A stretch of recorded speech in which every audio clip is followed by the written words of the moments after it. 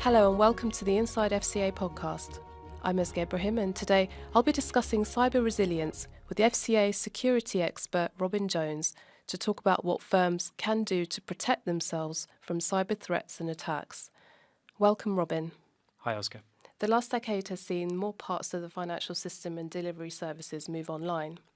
What does that mean for us as customers and for the FCA? So as customers, what that's really brought to us is a huge amount of increase in the access to the financial services. You said it's been over the past 10 years, probably been the past 20 years, that we've actually now been able to get to what we want, get to our information, move our money around a lot more quickly. At the same time, I think we've come to expect a lot more reliable service. I expect most people want to be able to move money around at any time of day or night. So it's a 24/7 service that we want now. We want speed, access, and we want reliability. And we've really reached those expectations very quickly. On the flip side of that, of course, those expectations can't always be met, and we'll talk a bit more about that later on. But I think that really means that organisations have to be careful when they do create these great services, that they're managing their communications and how customers experience them when they don't work well. From a regulator's point of view, we need to keep thinking about what's changing? How do we keep up with this? Technology does move very quickly and organisations start to try it and use it regularly. So we need to try and keep up with that. As we do that, we need to think about the flip side. So technology brings all those wonderful opportunities, but what about the risks? What about the threats? Who's looking to exploit that new technology? And actually, once it's been put into organisations, how do firms that we regulate maintain it and keep it up to date? Why is it important for firms to think about this and what exactly do they need to do? We talked a lot about technology bringing fantastic innovation and all the positives that come with that, as you've highlighted. The risk is that whilst everyone's busily building new and exciting solutions for customers and for their own organisations, they're not thinking about how things might go wrong when they're doing that building. So they're in effect building in the potential for future harm. They're building the potential for something to go wrong and them not knowing how to recover from that.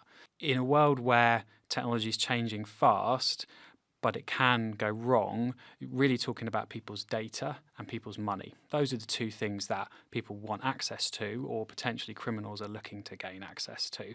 And of course, that leads to harm. That means people haven't got access to their money when they need it, can't move that money around, or potentially their data is lost. And data loss, whilst in and of itself may not lead to harm, it will no doubt contribute to potential fraud and different cybercrime that might follow that. It's really important that when organisations are thinking about a new technology or even the existing technology they already have, that they are building in the sense of how can we be resilient upfront rather than thinking about it as an afterthought. I know those some of the vulnerabilities we have right now that might have been different to before. The more technology develops, I think the more complex it becomes. We often think of technology as actually making things more simple. I'm often sure that that might be the experience from a customer point of view, but underneath there's a lot of very complicated technology that's working to make things appear simple to customers.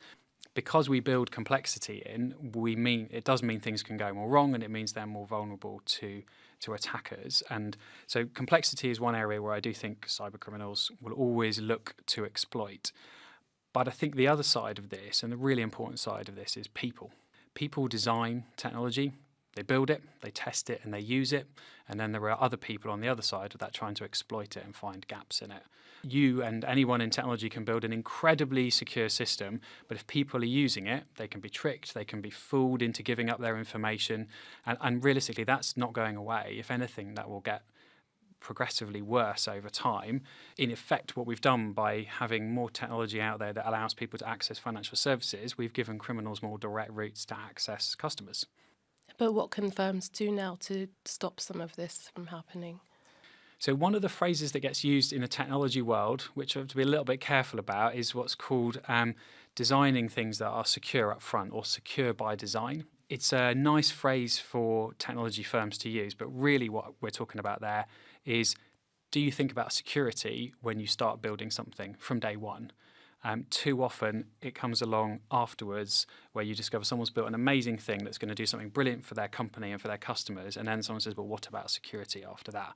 And actually you want that forethought to really consider, how do I build security in up front?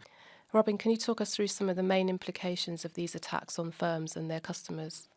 Criminals will often be looking for money or data, and that can have a very immediate or potentially quite a long-lasting effect on customers. I think it also undermines trust in industry and trust in those individual organisations, but potentially more widely where customers begin to think about whether these are organisations they want to use. We do a lot at the FCA to understand what's going on in the sector. Some of that is information that firms we regulate report to us. It's one useful source of information. It's certainly not the only one. We recently published our sector views, looking ahead to the kind of things we think are going on in the different sectors we regulate. In there, we said, that there's been a 7% increase in technology outages in the year 2018 to 2019. The interesting thing about that, of course, is that might not be because there's been more cyber attacks and there's been more technology outages directly. It might be that organisations are getting better at telling us about them. So we have to be slightly careful with the data. Nevertheless, we do see one of the areas where firms are still weak is in cybersecurity. We also see firms are actually making a lot of changes to their systems a lot of the time, and those changes will on occasion not work effectively. And when those things do happen, we don't see industry knowing how to effectively respond to keep customers updated, keep them informed and manage the situation effectively. I don't think we should get this too wrong though. There's a lot of organisations out there that we regulate that are doing a lot to try and prevent cyber attacks. There's a lot of investment going on out there, but we just have to be realistic and accept the fact that they will work, they will be successful at some point.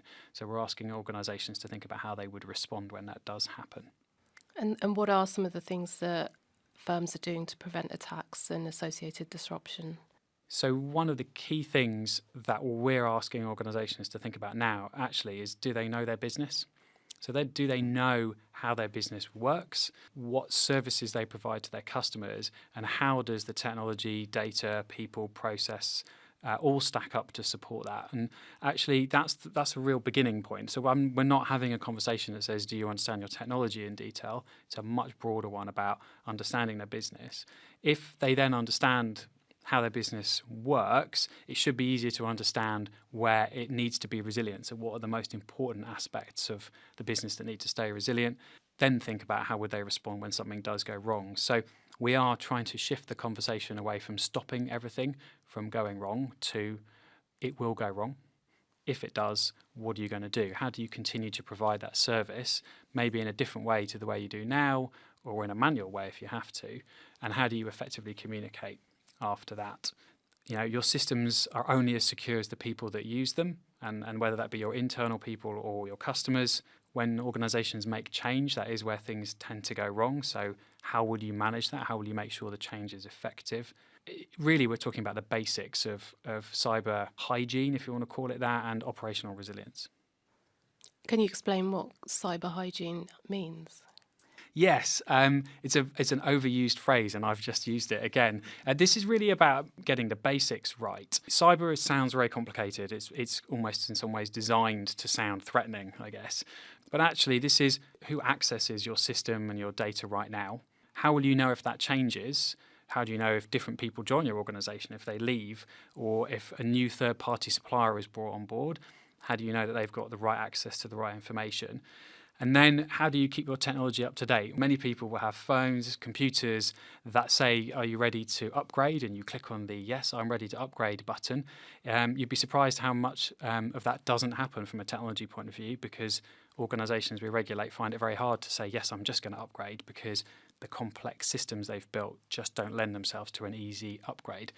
It gets called patching in the technology world, but realistically it's about staying up to date with your systems and your software and keeping it current, and that is not as easy as it sounds. So we're not trying to make cyber hygiene complicated. It should be pretty simple. I think it is also worth flagging, we've published a few infographics as the FCA on good cybersecurity, getting the basics of what we call network security right, and those are already available on the FCA website if you search for cyber resilience. And we also published an insights document, which is a document that's actually insights from industry about how to be more cyber resilient.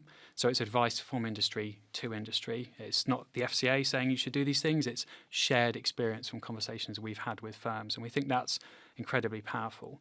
And the other place to always look for advice on cybersecurity is the National Cybersecurity Centre, NCSC. They have a huge amount of advice. It's not financial services specific, but it doesn't need to be. And it sets out some really key information that everyone should be looking at.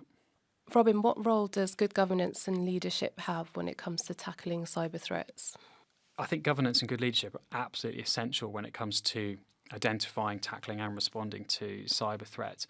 At the end of the day, leadership sets the tone in an organisation, and if they're not seen to be taking this seriously, it's unlikely that everyone else will as well. So there is most definitely a top-down approach to this, I think, which is about showing to other people that your senior people are taking cybersecurity and resilience seriously. Saying that, there's also work that can be done with your people on the ground, so we shouldn't always assume this is a top-down approach.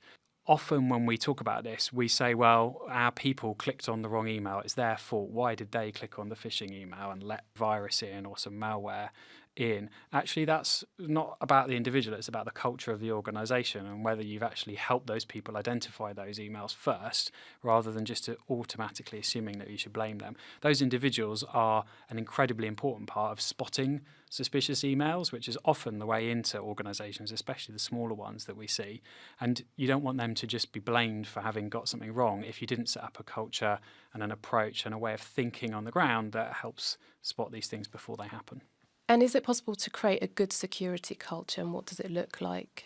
I think it is. There's no perfect security culture out there. So I've just talked about the fact that we shouldn't really be looking to blame staff if they click on the wrong thing or open the wrong attachment, and how important they are to maintain resilience. But there are other ways you can help build that culture. So you can test your staff. You can send them fake phishing emails, which is often quite revealing as to who's a bit too relaxed about opening the wrong things. And that gives you the opportunity to educate and support them rather than point the finger. The other way you can do this, there'll be a huge amount of personal information available online to you about your staff. And actually, if that information is available to you, it's available to criminals. And you might rapidly discover that some of the people that look after your technology have managed to put a lot of their personal and work life online. That's a really useful route as a criminal to then work out how to manipulate that individual to give up certain information, click on the wrong email again, because it's made to look incredibly convincing using all that external information. So you can find other ways of saying to people, think carefully about how you would like to protect yourself and your own personal data. It's not just about protecting the company they work for, but we all worry about that. So why aren't we applying the same things that we worry about to the way and the place we work in? And what can smaller firms with, possibly less resources do to tackle such threats? So I think for smaller firms, we need to keep making sure that this message is simple. It does need to be about the cyber basics.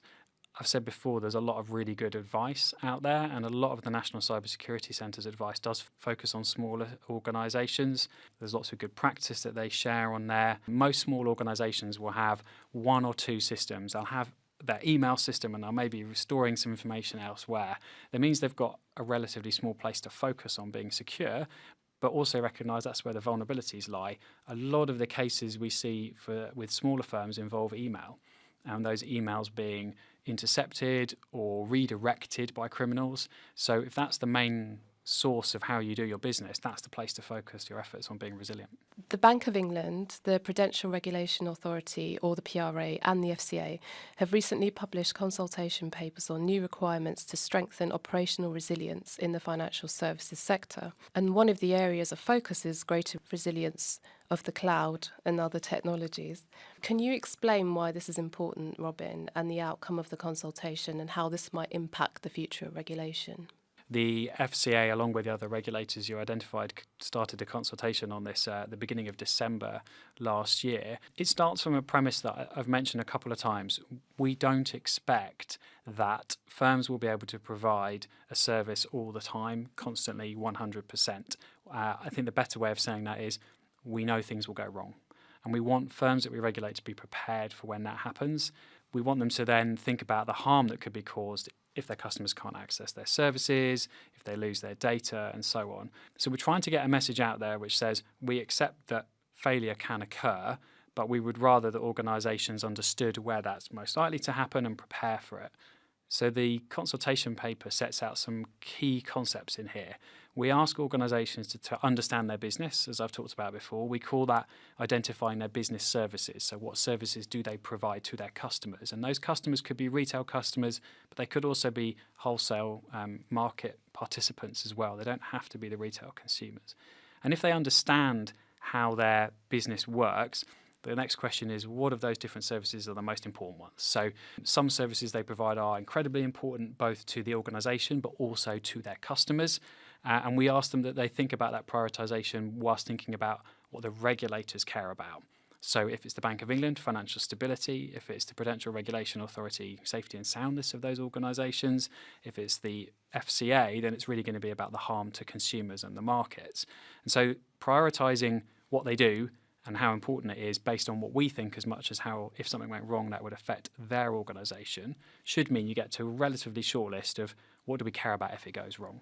From there, we then say to those organisations, okay, how resilient are those services we've just talked about? Are they as resilient as you would like them to be? So what's your tolerance for disruption? And really, what we expect to see is that when firms then start to test that and see how resilient they are, they will find gaps. I'd love it if every organisation we regulate said, no, it's fine, all the services we provide are incredibly resilient and we haven't got more to do. That's not our experience so far, and you can see that in a lot of the more public examples of things going wrong.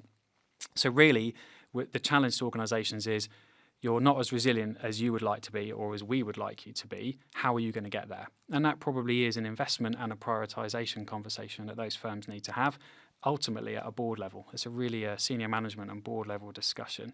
We've talked a lot about cyber in this discussion. Cyber threats, cyber resilience is part of that operational resilience agenda. So it's not separate, it's not different.